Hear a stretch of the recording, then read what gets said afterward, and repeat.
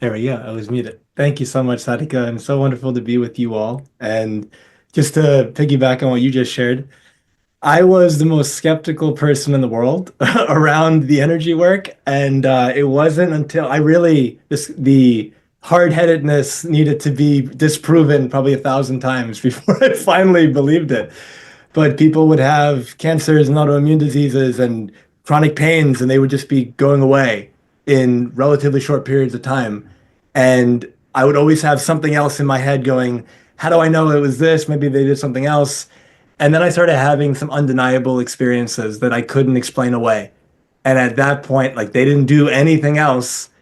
I had a gentleman on my podcast recently, and he shared a story about 3 years ago, 2 to 3 years ago. He was told he had about 6 weeks to live. His brain wasn't in good shape. He had a lot of white plaques and things going on in his brain that the doctors said, we can't do anything about this. And we did some energy work, and 9 days later, his brain was completely healed, and the doctors called it a miracle. And here he is years later, and he's just doing really well. And so there's just been these beautiful proofs that have keep showing up. And so that's just a little in addition to what Sadika shared. And long story short, why am I here? I'm here because I love people. I love seeing people shining. I love seeing people in love with their life and things are working the way they want them to. And there's often things that are getting in our way that we're not even aware of. When I think about my work is an intersection between high performance and healing. The high performance side is around the coaching side. It's the mental world. It's the emotional world. It's what are these invisible performance blocks that are getting in the way for you creating the business success, the finances, the relationship, the health, the whatever that is. And then the second side is the healing. And that's what are you experiencing that nothing seems to be helping? What are you experiencing that no matter what you're trying, it's really just not getting better?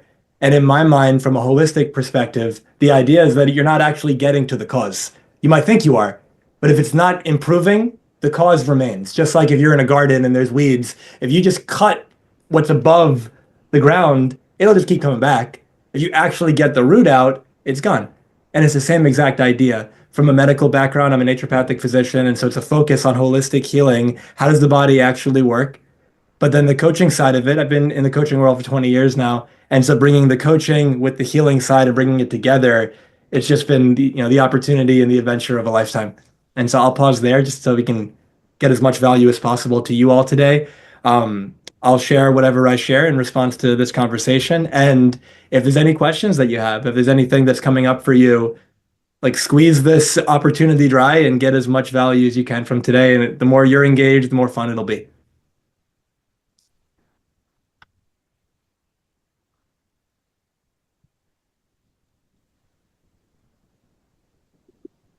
Back to you, Sadika. Wow.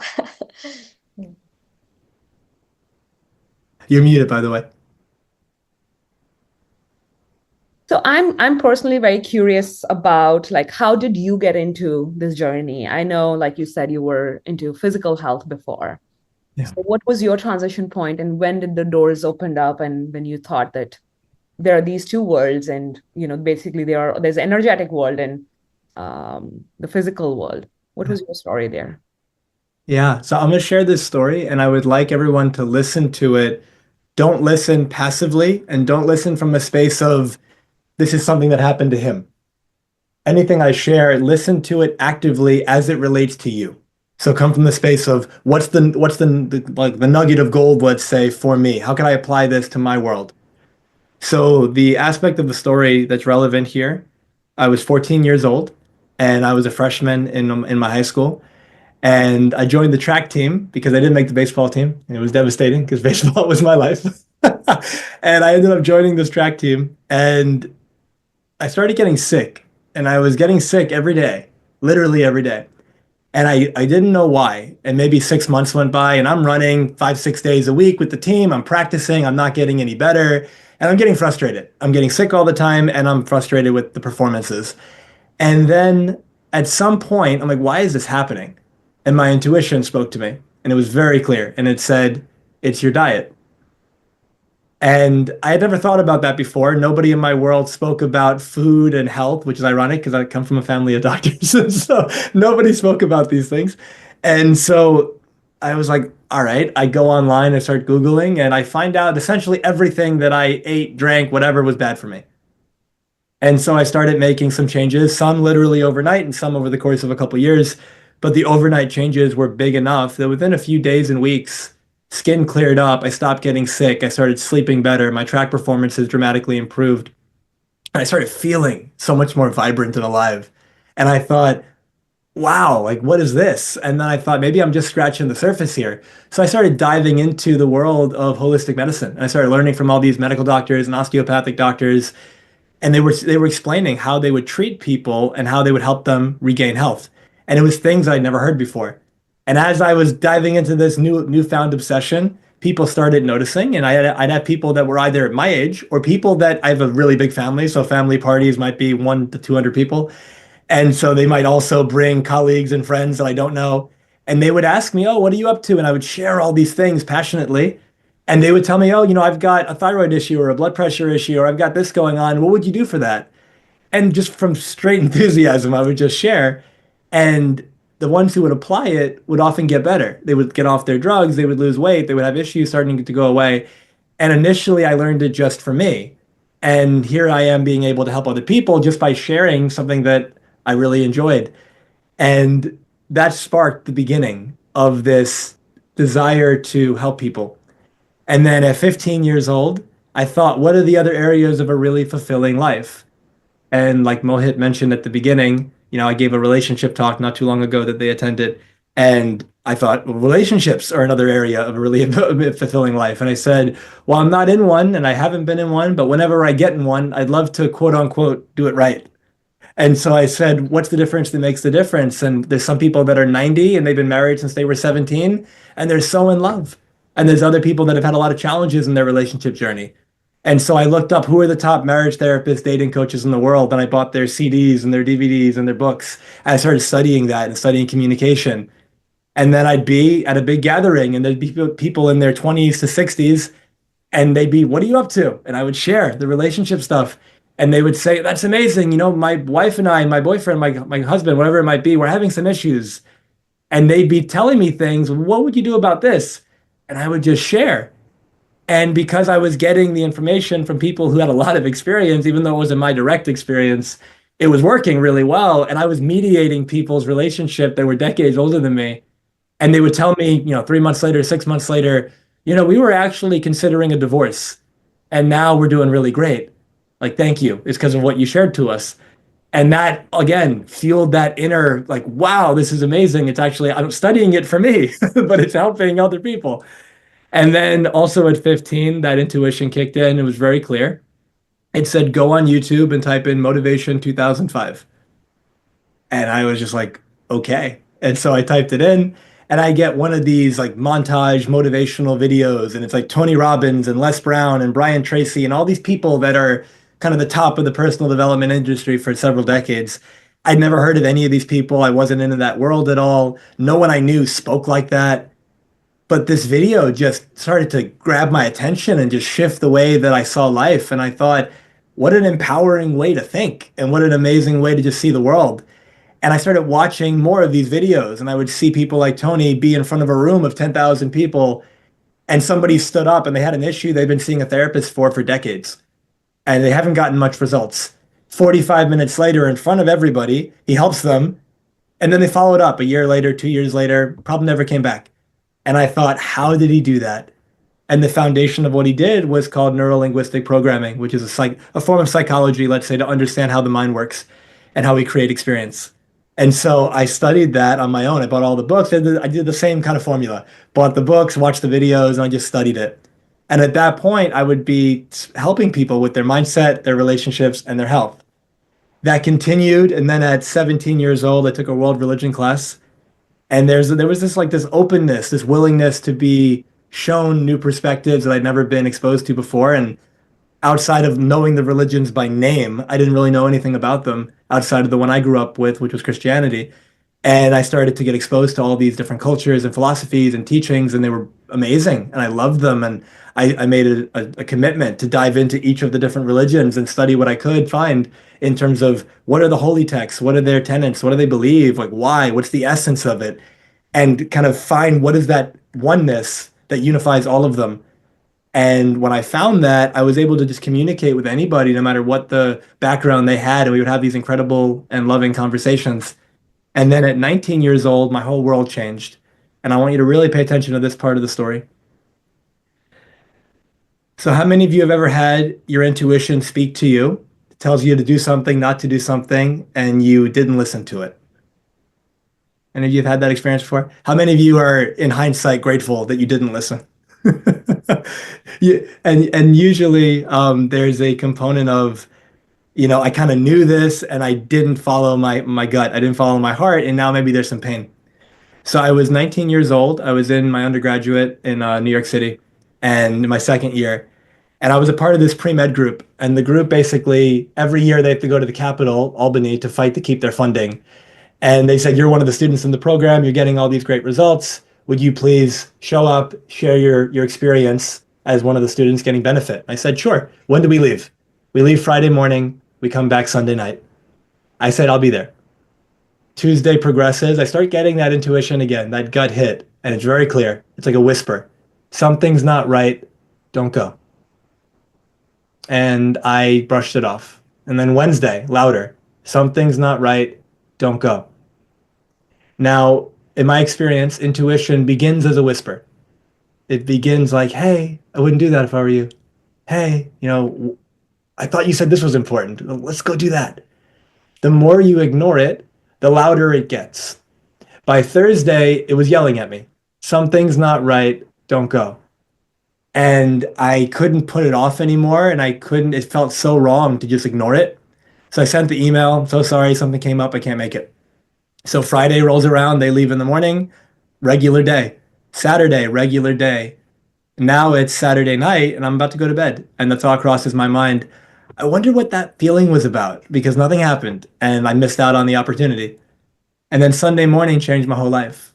On Sunday morning, I woke up, and minutes after I woke up, my father had a brain aneurysm, and he was behind a locked door. And if anyone's not familiar with what a brain aneurysm is, imagine a blood vessel like a tube in the brain starts to balloon out. And if you're fortunate, you have one of the worst headaches of your life, you go to the hospital, hopefully they can take care of it, and you can leave, and you're okay. But my dad wasn't as fortunate. His aneurysm ruptured. So imagine that balloon bursts, and all this blood is bleeding is happening in the brain. He's behind a locked room. I broke the door to get him out. And if I wasn't home, he would have died. Next thing you know, we're in the hospital. He's in a 4-hour brain surgery. And we're being told his chances of survival, based on how bad it was less than 5%. And if he did survive, he'd likely never wake up and he'd be in a coma. I was 19. My dad was 49. 4 hours go by. He survived. It was already a miracle. The neurosurgeon said it was the worst aneurysm he'd ever seen. I walk into the room and my dad's lying there in a coma, and I've never seen a human being, that vulnerable. And I'm being told by the nurses he's in this hypercritical state and he could die at any moment. And in that moment, I had this profound sense of regret. And the regret came from the knowing that unconsciously, unintentionally, I took my relationship with my dad for granted. That I lived my life from a space of, I'm 19, he's 49, we've got decades. I don't have to get to know this man to man, soul to soul right now. I didn't think that way. My priorities were my friends, track and field, school, video games, just having fun, not let me just really get to know my father because he won't always be here. I didn't think about that. And so in that moment, I just had this profound regret because I felt like I blew it. I felt like I missed my chance because I'm being told he's going to die at any minute by people who know far more than I do about this stuff. And I didn't know anything else I could do. And we were really fortunate that we had 3 years before he passed away. He was in a coma for several months. I took several years off after college to be one of his primary caregivers. And in those 3 years, I had my highest highs and my lowest lows. I got to spend 10 to 15 hours a day with him, and he became one of my best friends. We got to do everything together. And I felt like my prayers were answered. And I also had some of my lowest lows where he had seizures fairly frequently, and sometimes they were 1 to 5 minutes long. And if I just stopped right now and stared at you for 5 minutes, like you would feel how long 5 minutes is. And when you don't know what's going on, and a 200-pound guy is standing up completely like limp, shaking in your body, and you think he's going to die, like it's a terrifying situation. And that happened hundreds of times. And he had memory issues and he forgot who I was at times. And it felt like the ground beneath me gave out. and it felt like I was in this like nightmare almost. And every day I would go to sleep and I would wonder, is this the last time I'm going to see my dad? Because he's okay right now, but what if he doesn't make it into the morning? And then one day it finally hit me that, well, that also is true about my mom. And that's also true about my sister. And it's true about everybody that I know. And it's true about myself. What if this was my last day? And so I started to recognize I was asking these questions that weren't serving. And you may have done this in your world at some point in some version. The question I was asking to myself, when am I going to get my dad back? Like the version of him that he used to be. Because he would sometimes get better, but it'd be like a 2 steps forward, 4 steps back, 1 step forward, 2 steps back, that kind of thing. And I asked, when is he going to go back to the way he used to be? And then I realized one day that that question was preventing me from being with him as he is right now. Because without meaning to, I was saying, here's this man in front of me, this brilliant, beautiful miracle that's alive right now. And I am relating to him as not enough, broken, dysfunctional, something's wrong with him. And as a result of that, I'm living in some fantasy in my head that he'll change. One day he'll be better. And I let that go. And I started playing with the question, what if I could fall in love with him exactly as he is right now? Well, what could that look like? And I started to be that way with him. And I started to play with, if this was the best he would ever be, could I be at peace with that? Could I love him for this? And so much of the stress and the anxiety and the worry and the whatever just melted away. And I started being that way with other people. And I recognized every day, like I said, it was that dad's here right now. He may not be here tomorrow. He might not be here later on today. I'm going to make the most of this moment. And I started bringing that way of being into all the areas of my life. And, people who meet me in person, I'm known for my hugs. And so I had this cousin of mine give me one of the best compliments I've ever gotten. And she said, I love your hugs. Every time you hug me, I feel like you're never going to see me again. And that hit me right in the heart when she said it. I started to tear up because that's exactly what I was going for without putting words to it. I don't know if I'm ever going to see you again. You could have the greatest exercise routine, the greatest diet, the greatest mindset, but the drunk driver, when you're out on your run, doesn't care. And so, because we don't know what's going to happen, how are we living today? How are we living now? And so, over the course of the 3 years, my dad got to a point where he was the best he was. And it was an incredible experience. And unfortunately, shortly after, he passed away. And I remember being at his wake, and it was 5 hours long, and over 7,000 people came. And I shook everybody's hand, and almost everybody said, your dad saved my life. My dad was a family practice physician, and so many people from every culture, walk of life, dress, color, everything. They were just like, may I pay my respects in my own way over the casket? And it was so beautiful to witness the impact that this man had at around 52, 53 when he passed, 52. And most people hadn't seen him since he was 49 or below. And in that moment, I had this realization, this aha moment went off that I was playing small, that I was afraid of rejection and I cared way too much about what other people thought about me. And as a result of that, I was dimming my shine. I was robbing the world of who I could be. One of my top three favorite words is enthusiasm. And it comes from entheos or antetheos. It's a Greek word, and it means the God within. And when you radiate enthusiastically, you're shining that unique divinity that is you, the thing that makes you you. But I find that most of us wear a mask. And the mask says, who do I need to be for you to love me, for me to be enough, for me to be special, for me to be accepted, to me to be validated, insert whatever word resonates with you.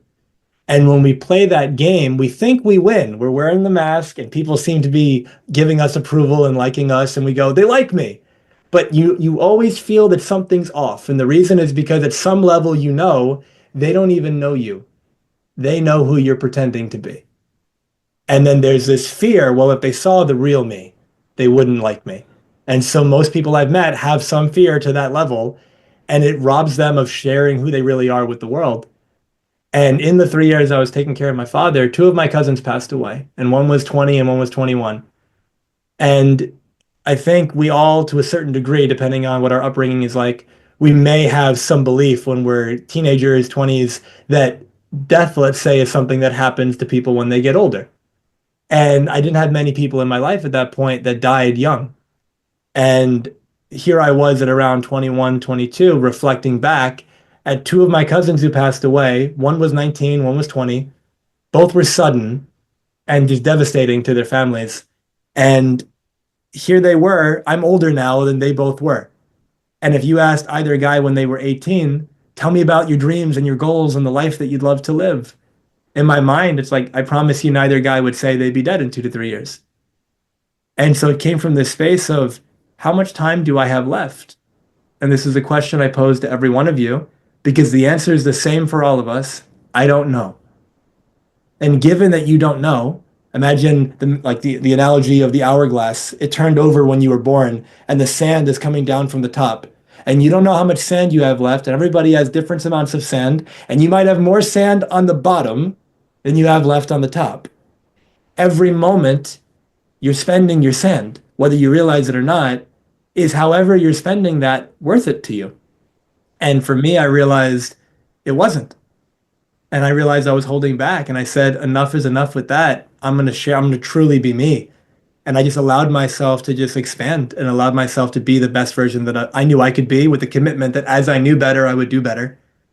And then I took about a year to be with my family. And then I went to medical school in Arizona. That shifted my whole world. I got into, energy work through a job that I got where the guy who ran the clinic was a cancer survivor who completely cured his cancer using energy work, naturopathic medicine, and working with a shaman to release trauma that he had from his past with his father. And I was doing work with people similar to what the shaman was doing. And then he gave me the job because he wanted me to work with his patients who in that way. And he shook my hand and he was very sensitive to energy and he felt something. And he said, you'd be really good at Reiki. And that's a Japanese form of energy healing. And I don't know if it's an East Coast thing, but I did not know how to accept a compliment like that. So I just was like, thanks. And then 9 months went by, didn't think anything of it, went back to New York. This is October 2019. And then COVID started and we're all doing, going through it, especially in New York. It was like kind of the epicenter at that time. And around 2021, that intuition kicked in and it said, it's time to do energy work. And once like my dad's experience happened, I listened to my intuition now. And so I said, okay, I reached out to that guy. He connected me with somebody else, got trained in Reiki and went through all the different levels of it to become a Reiki master. And very skeptical, couldn't see anything, couldn't feel anything, like nothing. And my grandmother, I got back from my training, and unfortunately, my uncle passed away, her son, like 2 days after I got back. And she had back pain her whole life, and she was grieving. And I knew Reiki could be helpful for, grieving, emotional work. And so I did a session for her. And I was just going through the motions, like couldn't feel anything. And at the end of it, she tells me not only her back pain was gone, and it stayed gone, and that was about 4 or 5 years ago, but she felt my hands get so warm. And again, I didn't know I was like, wow, okay, that's amazing. And then her grieving was easier. And then there was a gentleman I told you guys about who he had 6 weeks to live and he got cured in about 8, 9 days. And that happened. And then I started having these undeniable experiences and I said, okay, this is real. And then I stepped into the Hawaiian energy work and that opened up my ability to feel it and to see it. And as I started stepping into that more, I started doing the work remotely. And people would be across the country, across the world, and we would do the work and they would feel it and they would say, how are you doing this over Zoom? And it's like with energy, there's distance and time don't matter. And so when we're doing the work, whether it's from the healing component or from the coaching component, that transformation is so possible. And so to wrap up the answer to this question, I want you to reflect on your life. First of all, what do you want? Like, what's important to you? What would a successful life look like? Because we all define it differently. What does a successful relationship mean? What does having a healthy and vibrant body mean to you? There's society's answer, certain bank balance, certain amount of material possessions, you look a certain way, but that doesn't have to be your answer. So what's your answer? Because if I say, I'll be happy when, insert whatever the thing, without meaning to, I've just created a rule. If X, then Y. This has to happen in order for me to feel happy, successful, insert whatever the word. But I made that up. That's not real. That's not true. But it's true for me because I bought into it. And so the moment you realize what is success for me, then you can start living life on your terms. Instead of comparing yourself to everybody else, they're running their race. You shouldn't be running their race. Run yours. And when you realize that, then you play with, all right, given what I want, How much time do I have left? I don't know. Okay, given that I don't know, what's worth my life right now? What type of relationships are worth it for me right now? What type of experiences are worth it for me right now? And then who in your world right now are you, without meaning to, taking for granted? You may say, oh, I love that person, but are you being loving as a verb? Are they experiencing your presence as love? Or did you just yell at them and get into an argument and now you're holding a grudge? But you say you love them. And if, God forbid, something were to happen and they didn't wake up tomorrow, would you feel regret? And if you realize that, yeah, I would. What if you realize I don't have enough time to waste in anything outside of love? And so if you come from that space and you realize there's people in your world right now, some or all of whom woke up today, that's a miracle. Like you hit the lotto right from the get-go. But if you tell yourself that something out of the ordinary has to happen for me to feel excited, then you'll miss the miracle that's right in front of your face. But if you start recognizing the beauty and the magic always right in front of you and within, it's incredible how quickly your life changes. And it's like a ripple effect. Every relationship you have gets better, but it starts with your relationship with you. And so I will pause there. Wow, it's just so beautiful, so beautiful. So for me, what hit home was when you said the that we all create a fantasy world with our relationships and everything, and this has to be perfect for me to Yeah. really enjoy that. And how true is that? That um, we create this, we miss that opportunity to live with them and experience them as they are right now. And we live in this la la land that when this will happen, that's when I'll feel fulfilled. And it just, If I can speak to that, what you just said, not only to people, I want you to all think about, excuse me, imagine a timeline, but it's like the alphabet, A to Z. A is where you start, and Z is what you're calling your goal. And you tell yourself, I will be happy or I will be successful when I get here. But because it's like an alphabet, you put in the work, you're putting in the time. So A goes to B to C, eventually you're at like K. If you think of life as a binary, I'm either there or I'm not, then at K you feel like a failure. Because do I have my goal? No. Do I have the body weight I want? No. Do I have like the job or the money that I want? No. Is my life what I want it to look like yet? No. That's one way of living. It's not good, bad, right, wrong. It's just a way of living. But now imagine a shift. You're at A, you want to be at Z. And then Z's the goal, but you actually fall in love with being at A because you're okay with where you're at. And then you put in the work. And now you're at E. And at E, you look at E and you go, wow, E was a dream when I was at A.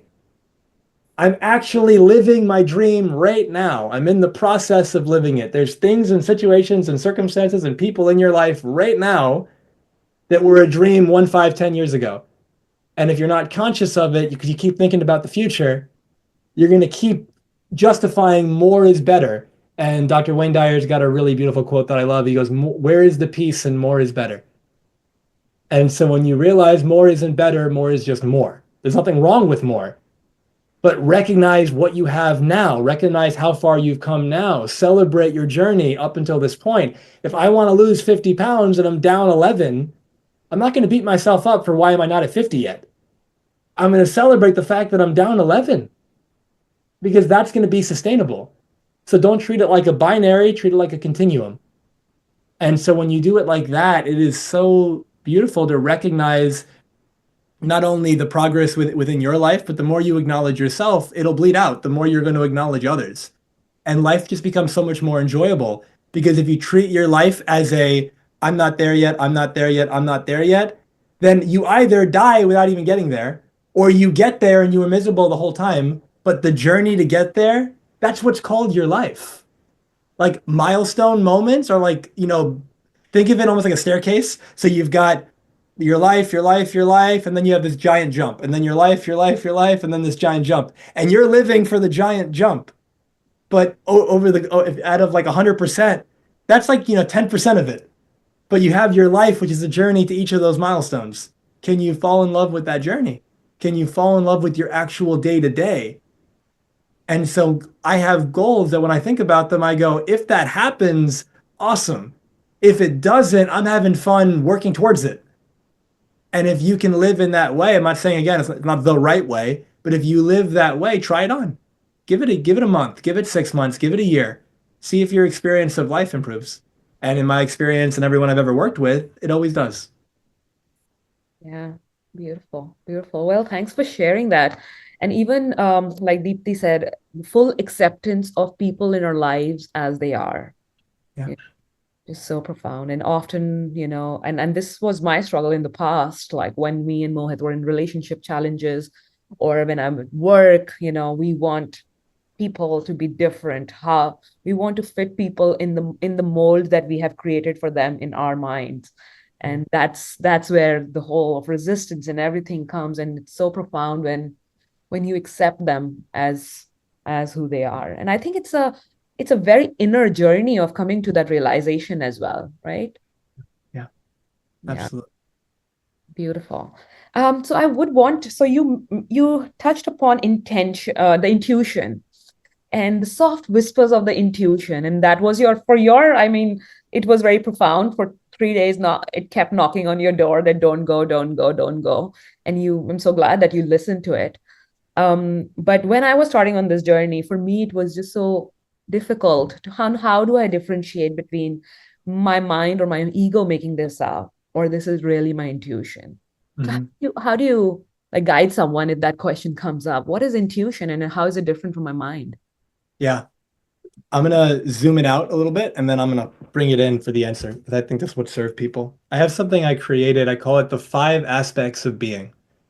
And the five aspects of being from, let's say, outside in spirit, soul, ego, persona, shadow. And the answer to the question will be revealed in this. So what I'm about to share is my own paradigm. Again, not saying it's the truth, but it's given everything I've experienced, learned, studied, this seems to be the way it is, at least in my experience. Spirit to me is synonymous with God, source, universe, like whatever you want to call that, the one, the all.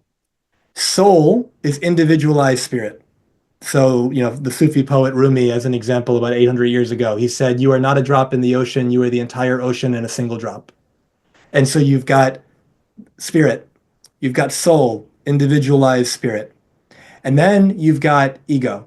Now, there's a veil, let's say, called, some people call it different things, but the way I've experienced it, the veil of forgetfulness. The soul incarnates, and when it incarnates into the physical, it makes decisions prior to incarnating of what life it wants to experience, what lessons it wants to learn.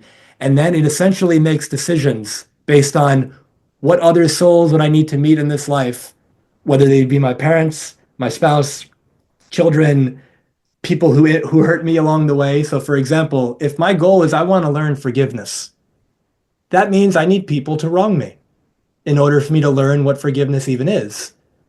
I want to learn what unconditional love is like. Great. That means I have to experience a lot of conditional love, right? So all of the most challenging circumstances you've ever been through, there are lessons there for you, but we're often not aware of it. So first we've got, again, spirit, then soul. Soul makes all these decisions. What does it want to do? Experience, learn. How does it want to grow? Then it incarnates. It forgets all of it. Now, why? How many of you have seen a movie before that the first time you saw it, or it could have been a book, it just completely blew you away and you were like, this is incredible. But then you watched it or read it 5, 10 more times. Is it as surprising? Is it as exciting? Did you know exactly what was going to happen? That it kind of made it a little bit boring? And the answer is yes. Because when you know exactly what's going to happen, A, it loses some of that, like, let's say, shine. But if you knew that you had to go through a really challenging, hard, difficult, maybe even traumatic circumstance in order to become who you needed to be or learn the lesson or grow in the way you needed to, and you knew it ahead of time, and you knew how painful it was going to be, would you actually choose it? And many people wouldn't. And so the soul knows that, so you forget. So then you incarnate into the physical. And over the course of 0 to 7, you have a personality, an ego that develops. And this ego is who you believe you are. And so I make a distinction between I and me. I is the I am. That would be the soul, the spirit. Me is the ego. In this case, me would be Jamil. Me would be each of you. And so the me lives in this box. And this box says, this is who I am, this is who I'm not, this is what I'm capable of, what I'm good at, what I'm not good at. This is like where my family comes from. We are these kind of people, and we're not kind of these kind of people. Whatever means of separation that you're kind of creating in that moment. So now you've got this ego. And then the ego has personas. Persona in Latin means actor's mask. And I was alluding to that in my story earlier. And so your persona is a role that you play. And so, if I'm working with patients, my role, my persona is doctor. If you're a teacher, your role is teacher. If whatever your job is, that's a role. If you're a parent, that's a role. Personas aren't good or bad. It's just a role that you're playing. The question is that persona an authentic expression of you or is it not? One way the intuition comes in now here, you know when it's not because something always feels off. Something always feels wrong. Something always feels like it's missing. You don't feel calm, centered, and balanced. You feel a little bit bothered. You feel annoyed. You feel like there's a void. There's like something missing, right? But if it does feel like an authentic expression of you, it feels effortless. Right now, me being here with you, this does not take work. This is fun for me. Like, this is an authentic expression of me. But if this was like a calculus class or something, that's not my thing. And so if I was having to teach that, that would feel horrible. And so if we come from the space that you've got this ego, it has many personas, and then you have shadow. So if ego is who you believe you are, shadow is who you believe you're not. Because everything in my paradigm, everything is one. But in the physical universe operates on duality. It operates on dichotomy. You have to have up to have down. You have to have left to have right. One equals two. They go together. You can't have one without the other. So in order for me to know who I am, in order for me to say me, there's got to be a you. Otherwise, there's just I. There has to be a you if there's a me. So when I can say, okay, this is me, I stop here. Now I can say, photo, wall, lamp, computer, house, other person. And I can make these delineations in my mind to understand the world, understand reality. Again, shadow's not bad. It's not good. It just is. But the shadow is everything I say that I'm not. And I start projecting out everything in my experience, and life is starting to reflect back to me any aspect of myself that's not healed, that's not integrated, that's not loved, that's not accepted, etc. And so life is always giving you the opportunity to realize where you're being inauthentic, where you're out of integrity, things of that nature. Now, in my experience, when we have intuition versus, let's say, anxiety, intuition, there's a calmness to it, there's a knowingness to it. You just know. You don't necessarily know why. And it feels fairly light. It's just like, this is what's true for me. Like, I just kind of know. I don't necessarily know why, but I feel like I should trust it. But if there's an anxiety to it, if there's a franticness to it, if there's a fear component to it, that's not your intuition. Because what your intuition is your higher self or your soul or your spirit communicating to your unconscious mind. And your unconscious mind, by definition, you're unconscious of it. So it's not going to be a conscious realization. It's just going to be this gut hit. Like some people might call it a gut intuition or something like that. There's a level of just awareness that that's the right path for me. Now, the right path doesn't mean that it's going to be without challenge. It doesn't mean it's going to be easy, but it does mean that it's going to be worth it for you.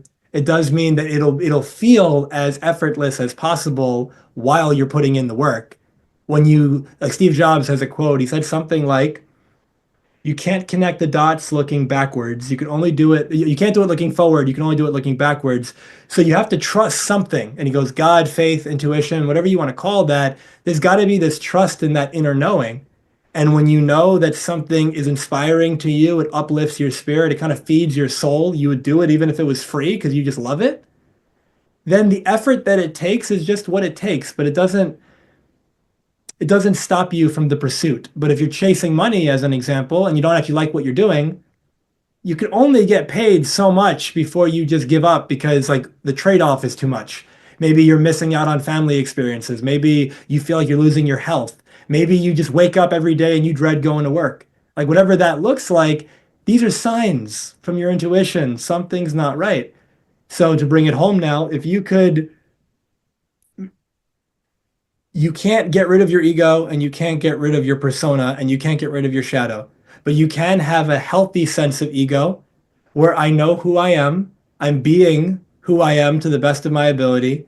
My shadow is reflecting back to me anything that there is for me to learn. How do I know? Because I'm getting bothered, I'm getting triggered, I'm getting upset, but other people aren't. So why am I getting it? Because there's a lesson there for me. And as I integrate my shadow, as I have a healthy sense of ego, and as my persona, the mask, the roles that I play are authentic expressions of me, then it's almost like the mask is clear. And now it's like your spirit shines through, and life feels so much easier. It feels so much more enjoyable. There's that calm, centered, and balanced sensation the vast majority of the time. There's that peace, that bliss, that sense of awe and wonder. And that heaviness only shows up when you forget. That heaviness only shows up when you drop out of being intentional about it, but you don't beat yourself up for it. You celebrate the awareness, just like I was at A, now I'm at E, and I go, E was the dream when I was at A. I used to get triggered all the time. Now I don't get triggered hardly ever. A lot happened in between there, but when I do get triggered, it's not like, what's wrong with me? It's, oh, wow, I got triggered there. Awesome. Something to work on. Celebrate it, heal it. Then it happens again. It doesn't bother me. And so intuition feels light. It feels like a calm knowing. And it will get louder though, because when it comes to the shadow, your shadow projects out what it is it wants you to know, what it is it wants you to see. Hey, pay attention. Now, initially, it's far away. So you see it on the news, or you see it in another country, or you see it like somewhere far away though. If you ignore it, it's like the whisper gets louder, it brings it closer. And now, when it's instead of being out here, it's over here. This might look like your friend group. This might look like people at work. This might look like family members. And then you go, like everyone's crazy. Like, what's wrong with these people? But you're not realizing that it's you. You're thinking it's everybody else. So then the shadow goes, they're still not getting it. Brings it even closer. Now it's in your house. Now it's with your partner if you have one. Now it's with your dog. Now it's with your kids if there are any. And then eventually, if you keep ignoring it, it goes into the body. And then you usually get sick or you get some type of experience that you're not, some condition that you might get diagnosed with. And that's where the energy work comes in because you've got a physical, an emotional, a mental, and an energetic spiritual. And healing happens from a physical perspective, it happens from the inside out. But from an energetic perspective, it happens from the outside in. So as you heal the mental, the emotional, the energetic, it trickles into the physical and the healing occurs. And so that's the most, let's say, in the time frame we have, the most succinct way I can explain what your intuition is, when to listen to it, not when, but like what not listening to it looks like, and then I'll pause there. Yeah. Yeah. No, beautiful. And I'm mindful of the time. And so I want to be also open up the floor for questions. But before we take on to the questions, I want to know how does working with you look like and how does one explore that and where do they start if yeah, and what are the array of services or all the gifts that you offer? I really appreciate that. Yeah, I have done what I can to have something at a level that anybody who's interested in the work could step into. So on the, let's say the higher end side of it, there's private work that we spend 6 to 12 months together. We dive deep, we shift your whole world, we recreate the life that you want. And the way that I think about it is we take your 10-year goal and we make it real in 10 months.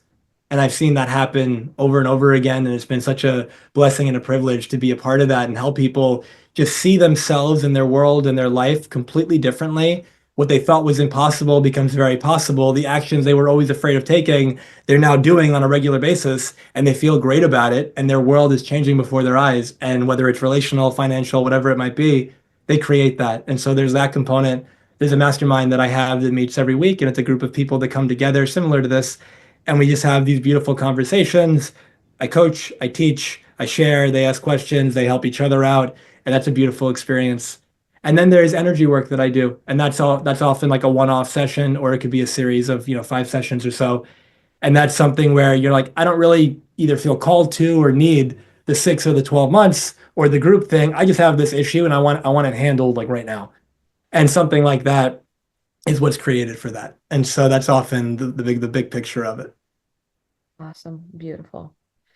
Yeah. Well, And so if we can, like you were saying, for the question side of it, I would love to hear from anybody, like kind of at the same time, like one person, one like, and I'm gonna just take some notes and write down like what are the themes, what are people wanting some support with, and then it makes it where I can answer it in such a way that everybody will get helped at the same time. And so, does anybody have anything like as a question or anything that they're wanting some support with? Yeah, please. Is it Rupali? Am I pronouncing that right? Yes, yes, yeah. Hi. Thank you so much for sharing everything so far. It's been pretty good. So I was just curious. I do agree with you that whenever you dig into intuition, there's integrity and it takes effort. And, the path is not easy, obviously, right? But, with the demands of day to day, trying to meet your goals, we all deal with a lot of stress, right? So spiritually, you know that stress is good, it helps you grow, but you're kind of still struggling with stress. Maybe you're stressed because you don't want to change and the path expects you to change. So I just wanted to uh, maybe I was curious, what are your thoughts on, like, this is the journey and stress is a reality, but we all get overwhelmed and then we miss out on the real deal, right? Because stress really takes over. So I just was wondering, what are your thoughts on that? Yeah. Are you open to an answer that'll completely shift the way you see stress? I'm always open, so go for it. And so I'm gonna not do what I just said I was gonna do because this answer will help everybody. Did how many of you have found that stress plays a big part in your life? Yeah, right. So I want to challenge the notion that stress is an inevitable part of life. And I want you to just open to the possibility that what I'm about to say right now could be true. Just try it on as a possibility. What is stress? Stress is a response. I have a framework I created years ago that life happens in three stages. Life happens, I interpret it, I experience my interpretation. Where does stress come in? It's in step three. It's the experience of my interpretation. So, what's the cause of the stress? Is it what happened in life? No, it was my interpretation. So, when people say, I have a really stressful job, like as a human being on the journey, I know what you mean. Like, I get it. I can relate. And if you're just a friend of mine, I'm just going to like, all right, cool, got it. I hear you. But if you were a client of mine and you actually wanting help with it, I'm going to challenge that because I'm going to tell you there is no such thing as a stressful job. There's only a stressful experience of a job. You could have a monumentally huge experience of stress, but it's never caused by the outside world. It's not caused by the economy. It's not caused by this or that or that person. It's caused by whatever meaning you created in the moment. And I remember a mentor of mine shared, he was from India, and he said, I came to the United States in the 80s, and he said, all these people started talking about stress management. Manage this. And he goes, and it was confusing because in my mind, you manage things that are important to you. You manage your money, you manage your family, you manage your health. And he goes, why would anybody want to manage stress? And then he goes, and then I realized they think that stress is an inevitable part of life. And so the idea is life happens, I interpret it. I experience my interpretation. Most people forget step two. They think life happens, I experience life. So why are you so angry? And then you say, well, because that person did this. Or why are you so sad? Because that thing happened. But that's not actually true. What's true is, and it doesn't sound nice, but what's true is this thing happened. I made up this story about it, and I experienced the story I made up. But the beauty there is when you know that, it's not about being a robot. Like, be human. Emotions are great. They're not good, bad. Emotions are pointing within. But I wouldn't say like stress, you would grow. But when people say, for example, I'm feeling a lot of pressure, I might be playful and I might say, I don't know what you mean. What do you mean by pressure? You mean like barometric pressure, bottom of the ocean, like crushing? You mean like you're in space and like vacuum pressure? No, they mean mental and emotional pressure. But where's that? What's the cause of that? Because the thing that they think is stressful, somebody else thinks is fine. And the thing somebody else thinks is stressful, they think is fine. So how could it be the thing? It isn't. Just like I could say that song is amazing. And you might go, that's funny you say that. I hate that song. So who's right? We're both right from our own point of view. So I said earlier, everything outside of you is a shadow projection. Your eyes are not seeing what's out there. Your eyes are getting light going into them. Your mind, your brain is interpreting it. You're projecting out things. So everything you see, everything you experience is a reflection of what's going on internally.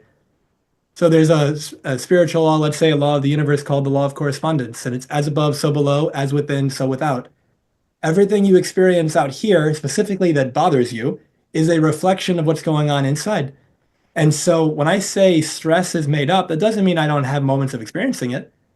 It just means I recognize I am the creator of it. And when I realize I'm the creator of it, I have the power to do something about it. But when I think stress is being caused by some external situation, I disempower myself. And now I will continue to feel this way until that thing out there changes. So it's almost like I'm in a relationship and this person does something and that upset me. And I say, I will not be okay until they say I'm sorry. And then they go on like a trip or something for 2 weeks. And I don't get the I'm sorry. So for 2 weeks, I just don't feel okay. But is that because that's the way it is for everybody? No, it's because I made up a rule. I will only allow myself to feel okay when they say I'm sorry. There's no objective truth to that. That's made up. I could have chosen to forgive right in that moment and let it go. I just didn't do that.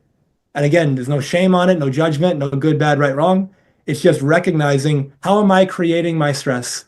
What story do I have that I'm buying into that I couldn't handle it if something happened, that if I lost something, I'd be devastated? Like, what's that story? And then start questioning the story because you realize the story you make up in your mind is almost always far scarier than it actually is in reality if it were to happen.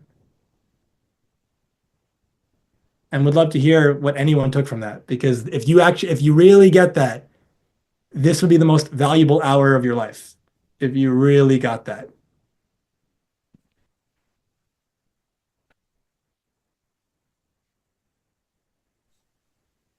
Yeah. Hi, Dr. Jamil. First of all, thank you so much. This is just like mind blowing. And yes, I didn't came on the camera because I was in my PJs, so I quickly put sweater on, put my hair like this so I can be presentable. So that's there.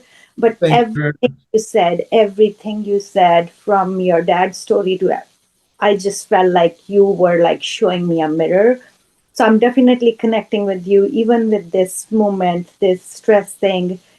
I wanted to ask you this question. I'm a big empath. I'm very empathetic. I feel pain. I get teary very quick with whatever is going around me, and which means also impacts me in a different way, like anger, frustration, and all that, because I feel a lot. So, what would you say? How to protect your energy when you are higher level of empath and feel things at deeper level? Yeah, absolutely. So I'm going to answer this in two ways because I want to give you the most authentic response. I really connect with people at a deep level, but there's people that I've met that from an empath perspective, with the things they feel when they walk into a room can be overwhelming. I don't have that experience. So I'm not going to tell you that like the answer I give you is what I believe, but it may not be it's not speaking from somebody who has that direct experience of being like overwhelmed with the experiences of other people. It's being able to discern, first of all, what is my energy and what is somebody else's. Because when you've done the work on you and you feel you're in that grounded space and you're with other people and you recognize, oh wow, I'm feeling insert whatever the emotion, the state, the tension, the anxiety, but you check in with yourself, is this mine? Or is this somebody around me's? And if it's somebody around me, energy follows intention. And so think of it like imagine there's like a door on top of your head, like on your crown chakra. So there's a door here. You're walking around like that all the time. Hmm. And so it's open. So because it's open, you feel everything. You can close it just with intention. And so the idea would be I'm closed for business. I'm not available for everybody else's stuff right now. And so with the intention of, you can visualize it with the intention of closing it, and then you can visualize, some people, it might be like a bubble around them or something, but you can, because energy again follows the intention, do the work on you to discern, is this my stuff or is it somebody else's? One of the ways you probably know, I'd imagine you've had the experience of you're feeling pretty good, you get around some people, and all of a sudden you start feeling off. Yep. Yeah, right? So you know at that point it's not you because you weren't feeling that a second ago, and logically at least there was nothing that happened that would have caused that other than somebody was in your field. But again, that means you were open, you were receptive, but you could treat it like a superpower. You may already do that, but just this idea that if I have this gift, this ability to feel at a profound level what other people are going through, if they're open to my support and to my help, I can help them like transmute that. I can help them alchemize that. And then you'll know when it worked because you'll feel better. Yep. Yep. You know? And so there's I something. try practicing that a little bit. Yes. Yeah. And so it can become really powerful. But it's just, I also get that it can be overwhelming from people that I Mhm. know have had the experience potentially to the degree that you do. I would just come from a space of protect yourself, meaning not just like, close for business, but recognize when you need to step away. Recognize when somebody might be in your space and they might be asking you questions and you might be needing to enforce a boundary. Hey, and always enforce it with love. Hey, I appreciate, you're asking me this question, or I appreciate you want to hang out. I actually have some stuff I'm dealing with right now and I need to be alone for a little bit. Like you can always enforce that with love and with respect, but you take care of you because you may not be available for other people in those moments. And some people have told themselves a story. I always have to be available for everybody because if I don't, somehow that's bad. But what happens if you're always available for everybody and you burn out and you get sick and all this stuff happens? How are you helping other people? Like you're not. The most loving thing you can do is take care of you because by taking care of you, you can take care of everybody else forever. Instead of open it all the time, let everything in, maybe get overwhelmed, help a few people along the way, and then get so burned out that you're just kind of tired. You want to be able to help over the long term, I'd imagine. Is that helpful? Yes. Right. Thank you so much. Thank you. But just always being willing to share your experience because whatever you share could really help somebody else. That's the first thing. The second thing to be with when it comes to chronic pain, quick story. This past Hawaii training, there was two people, there was three, but there was two in this story that I got to work with when it comes to pain. One was Sadika and one was somebody else. Now, with Sadika's experience, there was an actual like physical component. There was like an injury, there was an overdoing it like the week prior. And so I told her, I've had experiences where, we do the work, pain goes away in minutes. And I've had the experience where this will expedite the healing, accelerate it. And instead of taking like 6 days, it'll take 3. Or instead of taking 2 weeks, it'll take 5 days or whatever it might be. And so we did it, every day for like 3 days. And then she got better. There was another woman, though, sounds similar to what you talked about. She's in the medical world and she tells me, I've had pain in my arm. It was 10 out of 10 a year ago. 6 months ago, it got to a 6 out of 10 and it just stayed there. No one knows what's wrong. The doctors say everything in my arm is fine. And I've got the 6 out of 10 pain. Then she had knee pain and she had ankle pain. But I go, when did the knee and ankle pain start? And they started like earlier that day. Anything happen? Not that I'm aware of. Got it. That means I know more than likely it's caused by an emotional, mental, or energetic block, which means I can get rid of it in like an instant. And then the other thing was her arm pain. Whenever somebody tells me all my scans are normal, everybody says everything's fine, nobody knows what's wrong, then I know like it's in my wheelhouse. And I helped her the first day, her arm pain that she had for a year, we got rid of it in 6 minutes. It was 0. The next day she goes, my arm feels amazing. Can you help me with my knee and my ankle? And I go, sure. Got rid of both of those in less than 10 minutes. And she's been fine ever since. Because when the issue is not physical, it can be resolved immediately. And if it is physical, it can be accelerated. But I've also had the people that it was physical, but we got rid of it, in one session. And so it's knowing that that's possible.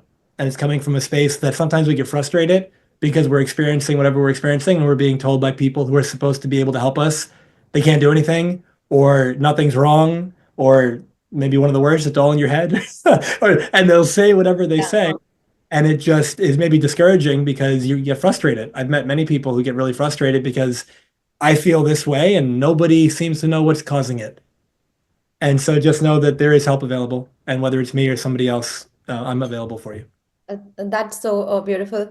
It's almost like saying I had a client, he's still a client of mine for like the last 5 years, and he told me he's in real estate, and he goes, my biggest regret is I spent 10 years studying real estate because I never thought like I was ready or I knew enough to invest in properties. Then for the last, let's say 15 years or so, he's been investing in properties and he's doing great. And he goes, I realized in hindsight, the 10 years of studying, I knew enough to make my first investment in the first 6 months. And so he goes, I wasted 10 years because I thought I needed to know more. That doesn't mean like knowledge isn't helpful. And yeah, like learn, study as much as you want. And being aware that you don't have to have any knowledge to get healed. You know, the knowledge is just helpful to have the understanding. The knowledge is helpful if you're wanting to be a practitioner of it.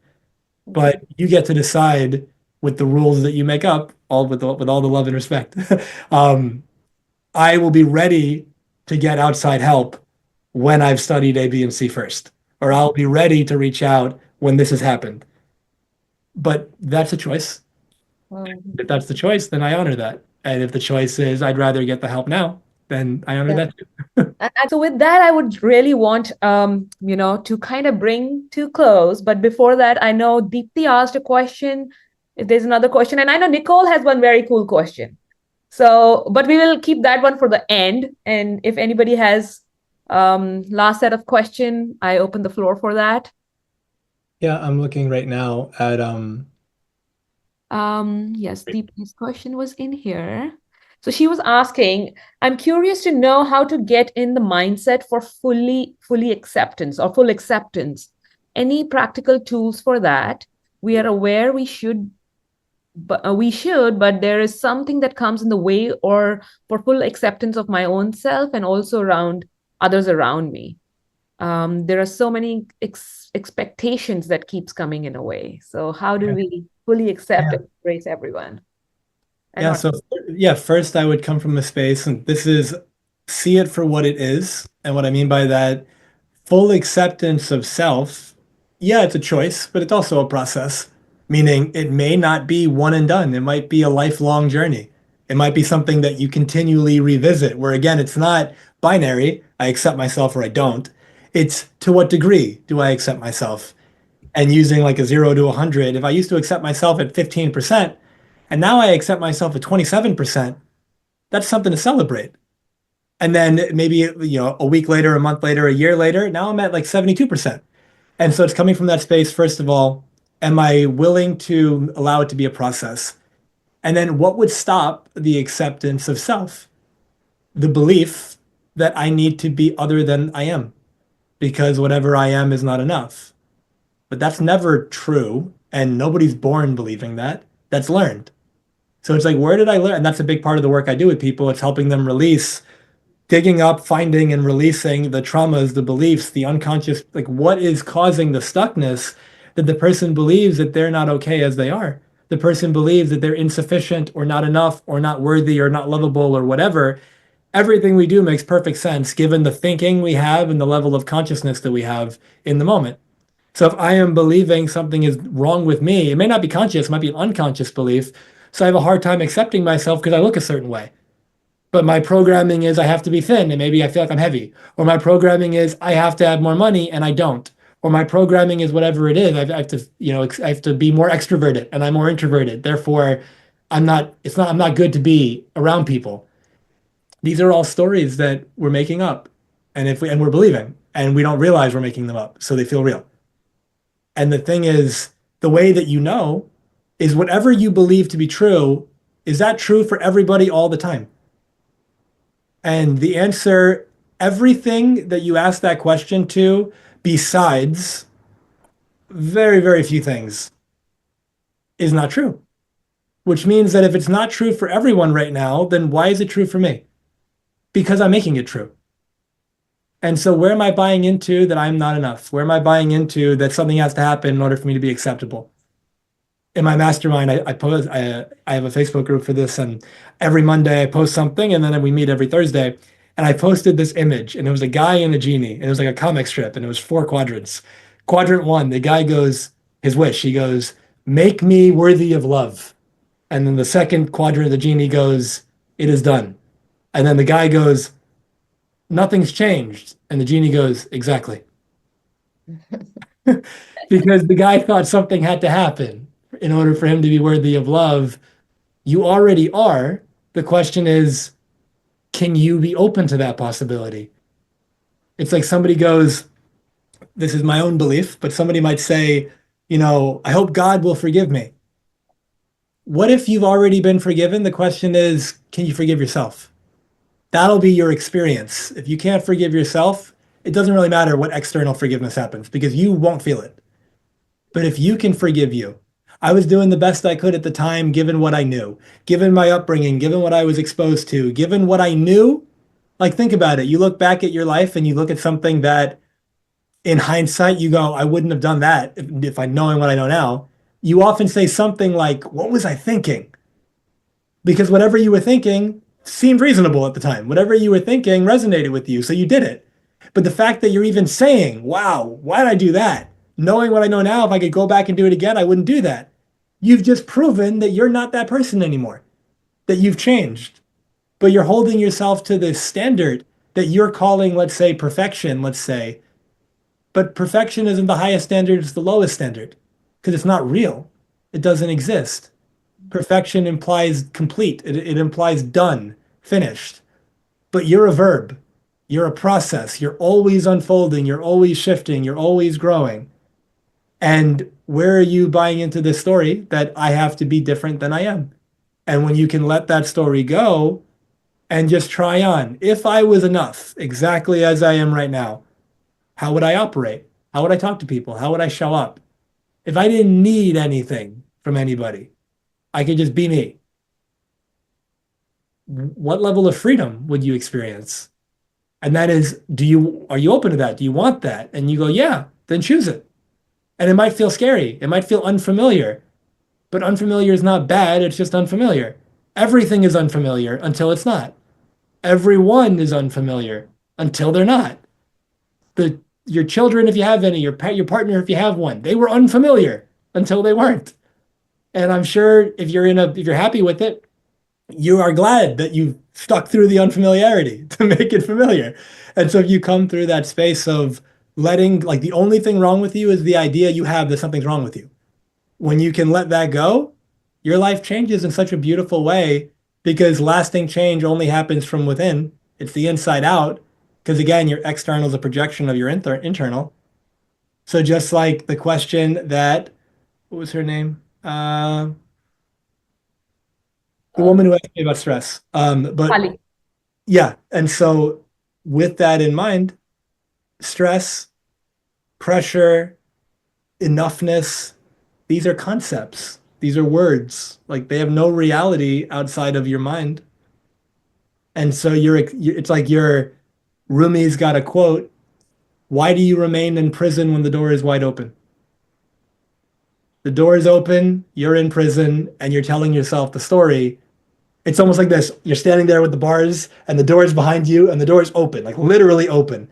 And you're looking this way, though, and someone's talking to you, and you're like, it sucks in here. You got to help me. You got to get me out of here. And then the guy goes, turn around, like you can walk out. And you think I wouldn't have checked, like it can't be that easy. Yeah, it's like, yeah, it is. Like, just walk out, like let yourself out. Stop holding yourself.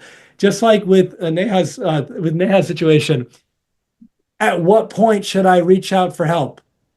The moment you realize you want it. Like, at what point should I make a change? A client asked me years ago, she goes, Jamil, how do I know when it's time to make a change? And I said, the moment you ask yourself that question. Otherwise, you wouldn't have asked it. And so if you come from that space, what if it didn't need to be complicated? What if it could be simple? Einstein's got 5 levels of intelligence. Let's see if I can get them all, but from like the least intelligent to the most intelligent, smart, intelligent, brilliant, genius, simple. And so simplicity is the highest degree of intelligence. And we try to make things complicated because we think complexity means something like, oh, I can explain it in the most complex way possible. People will think I'm smart. They'll think I know something. No one's going to know what you're talking about because it's so complex. Make it simple where a 5-year-old could get it, and people will call you a genius. And it's just like, make your life simple. Don't overcomplicate it. Like, let it be as simple as it is. That doesn't mean there's not challenges at times, but again, even that, you having a challenging experience is not the thing, it's the experience, which is your creation. So it's, how am I making this challenging? How am I making this hard? How am I making this a pain in the ass? Pardon the language. How am I making this whatever my experience is? Because you're the only one creating in your reality. But when you think other people are doing it, you're going to be in a prison that you put yourself in, but you're going to say it's because of the world. Yeah, beautiful. Well, with that, we'll end up with the last question from Nicole, and that will be a fun one. Please. I just want to say thank you very much. Your talk was so impactful. It was impactful in a simple way, but it touched me deeply. And I am one of those people who's highly intuitive, but throughout my life, I've been suppressing it and smothering it with anxiety to the point where my body's eating itself and is ravaged by autoimmune issues. So I think that, your talk today makes a huge difference for me. So thank you very much. But my question is, I was curious about your origins, where you're originally from. Yeah, I'd be happy to answer that. And before I answer that, I want to let you know, no attachment to if it's me, but whether it's me or somebody else, please know that I have seen autoimmune conditions completely go away when the root of them are mental and emotional. And when we have been suppressing and suppressing and suppressing for like a lifetime, when that suppression is finally cleared, opened up, and released, it is incredible the healing that happens on the other side of that. So please know that that is available to you, and it's not something that you have to live with for the rest of your life. More than likely. I can never make a promise about that, but it's something that I've seen over and over again. I'm from New York, and my dad's side of the family is from Jordan and right next to Egypt, and my mom's side of the family is from Puerto Rico and then Spain, ultimately. So Spanish and Arabic. So I was guessing Lebanese because you at one point had a T-shirt on that said Daya on it. And from your name, I'm from Lebanon. So I was asking Sarika if you were perhaps from Lebanon originally. But Jordan makes sense. And I appreciate you asking. Wonderful. And just thank you all for first, Sadika, thank you for having me. I really appreciate it. And for everyone in attendance, both live and who was here before on the recording, I believe our attention, our energy, these are our most valuable, resources. And where you spend your attention, your energy, your time matters. And, you have whatever amount of sand left, and you spend some of it with me. And I really appreciate that. And I trust that whether we speak again or not, that this was something in here was transformative for you. Now, whether or not it's useful for you has yet to be determined, because it's only useful if you use it. So you can't know if it's useful yet. You have to actually apply it. But that, at least in theory, that it was useful for you. And then by applying it, you can make some big shifts. I put the website again in the chat if you're ever wanting to reach out or connect. And besides that, just sending you all immense, immense love. Thank you for having me and for sharing your Saturday morning with me. Thank you so much. Thank you. It was just a blessing, pure blessing and bliss. Thank you so much. Feels like it should never end. The session should keep going. It was that beautiful. Thank you so much. Thank you so much. Thank you. Definitely be connecting soon. Thanks. And thank you, Sarika. Thank you, Sarika. I don't know how you're finding these gems and making these connections. I really, really, truly believe that each one of the people that we connect with, we connect for a reason. They walk in our lives for a reason. So thank you for opening that door so Dr. Jamil can come visit us. So thank you so much. Appreciate it. All righty. Bye, guys. You guys have a wonderful weekend ahead. Thank you so much, Jamil. You take care, and I'll share all of your resources in our channel. So, and I would say is like, yeah, have a one-on-one chat with Jamil and see where it goes. Definitely. Thank you. Thank you, Jamil. Thanks. Thanks, Bye. everyone. Yeah, Mohit.